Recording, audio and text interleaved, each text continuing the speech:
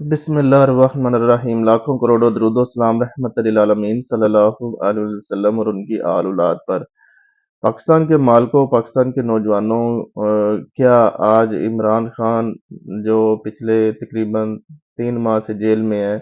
کیا ان کے ساتھ ٹھیک ہو رہا ہے یا غلط ہو رہا ہے؟ تو آج ہم دیکھیں گے کہ 2011 سے جب مینار پاکستان میں اکتوبر میں جلسہ کروایا گیا تھا عمران خان صاحب کا، اور اون ورڈ 2022-23 تک یہ ابھی جو جیل میں ہے، تو یہ ساری یہ اسٹیبلشمنٹ کے ساتھ کی گود میں جو ہے نا سب سیاست کھیل رہے تھے۔ تو دیکھیں، آج اگر عمران خان صاحب اگر جیل میں ہے نا، تو یہ اس سے پہلے 2018 اپنے جو انہوں نے اعمال کیے ہیں وہ میں ایک سائڈ پہ رکھ رہا ہوں، میں سیاسی طور پر بات کروں گا۔ 2017 اور 18 میں نواز شریف صاحب جو جیل میں تھے، عمران خان صاحب سیاست باہر کر رہے تھے، جسٹس ثاقب نثار اور فوجی افسران جو تھے، وہ یہی ان کا منصوبہ تھا کہ نواز شریف کو اندر رکھنا ہے، عمران خان کو لانا ہے، اور اب انہی اسٹیبلشمنٹ کا یہی حصہ ہے۔ سپریم کورٹ کو شامل کرنا چاہتے ہیں یا کر لیں، لیکن اسٹیبلشمنٹ کا یہی پلان ہے کہ نواز شریف کو باہر رکھنا ہے، عمران خان کو اندر رکھنا ہے، نواز شریف کو لانا ہے۔ دیکھیں آپ، یہ سیاستدان باری باری جیل میں جاتے ہیں، باری باری باہر جاتے ہیں، یہ ایک ہی، میں کہہ رہا ہوں، ایک ہی جو ہے نا وہ سیٹ ہے جو 3 بڑی جماعتوں کو، پیپلز پارٹی کو، نون لیگ کو، پی ٹی آئی کو کھلا رہا ہے۔ تو کیوں نہ یہ تینوں جماعتیں آپس میں مل کر خود یہ طے کر لیں، چارٹر آف ڈیموکریسی کے نام پر ایک معاہدہ کر لیں کہ ہم جو ہے نا تینوں جماعتیں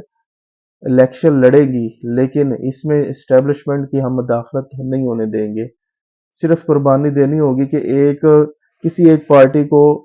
بارش کا پہلا قطرہ بننا ہوگا، کیسے کہ جس پارٹی کی حکومت آ رہی ہے، اسٹیبلشمنٹ اسے آفر کر رہی ہے، وہ پارٹی بڑا دل بڑا ظرف کر کے بولے صرف پاکستان کی خاطر، صرف پاکستان کے جمہور کی خاطر، انہیں بولے کہ نہیں، ہمیں گورنمنٹ آپ کی نہیں چاہیے، ہمیں آپ کی عطیہ یا خیرات حکومت میں نہیں چاہیے، حکومت کا منبع سر چشمہ ایک ہی ہے، صرف عوام۔ یہ نظریے پہ یہ جو طاقت کا سر چشمہ عوام ہے، یہ جو کتابوں میں لکھا ہوا ہے، آئین میں لکھا ہوا ہے، یہ اس کو پریکٹیکلی کرنے کی خاطر ایک جماعت، وہ نون لیگ بھی ہو سکتی ہے، ابھی تو نون لیگ ہو سکتی ہے، 2018 میں پی ٹی آئی بھی ہو سکتی تھی، اور اس سے پہلے 2008 میں پیپلز پارٹی بھی ہو سکتی تھی۔ تو یہ جو ہے نا آپس میں، بجائے کہ اسٹیبلشمنٹ کو انوالو کر کے باریاں جو لیتے ہیں باری باری، یہ آپس میں جو ہے وہ ایک معاہدہ کر کے آپس میں جو ہے وہ باریاں بانٹ لیں۔ اس سے کیا ہوگا کہ یہ پولیٹیکل پارٹیز اور پولیٹیکل جو لیڈرز ہیں، یہ میچورٹی کی طرف گامزن ہوں گے۔ یہ تو اسی وجہ سے، دیکھیں، میں اسی وجہ سے یہ ان پولیٹیکل جماعتوں کو پولیٹیکل جماعت نہیں کہتا، یہ ڈمی جو ہے نا ڈمی سیاسی جماعتیں ہیں، اور یہ جو پولیٹیکل لیڈرز ہیں، ان کے بلاول، مریم، شہباز شریف، نواز شریف، عمران خان، یہ ان کو میں لیڈرز بھی نہیں کہتا، یہ صرف اور صرف ایک سیاستدان کے لباس میں ایک جو ہے نا وہ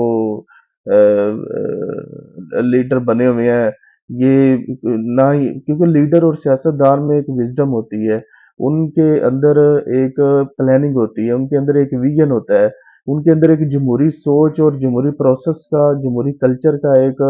جو ہے نا وہ خاکہ بیٹھا، سکیچ بیٹھا ہوا ہوتا ہے ان کے دماغوں میں۔ یہ کیسے جب یہ حکومت کے باہر ہوتے ہیں یا حکومت میں نہیں آئے ہوتے، تب یہ اسٹیبلشمنٹ کے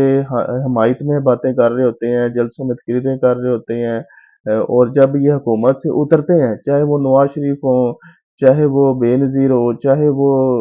جو ہے وہ عمران خان صاحب ہوں، یہ جو بھی پولیٹیکل جو نام نہاد لیڈرز ہیں، یہ جب حکومت سے اترتے ہیں تو یہ اسٹیبلشمنٹ کے خلاف بولنے لگ پڑتے ہیں۔ صرف یہ ان کو ایشو یہ ہوتا ہے کہ ہاں جا، اب مجھے اتار کے تم دوسری پارٹی کو، میرے مخالف کو لاؤ گے، کیوں نہ مجھے اس کو نہیں لاؤ، تم مجھے لاؤ۔ تو یہ لڑائی یہ ہے کہ یہ لڑائی جو عمران خان صاحب ابھی جو اسٹیبلشمنٹ کے خلاف لڑ رہے ہیں، یہ لڑائی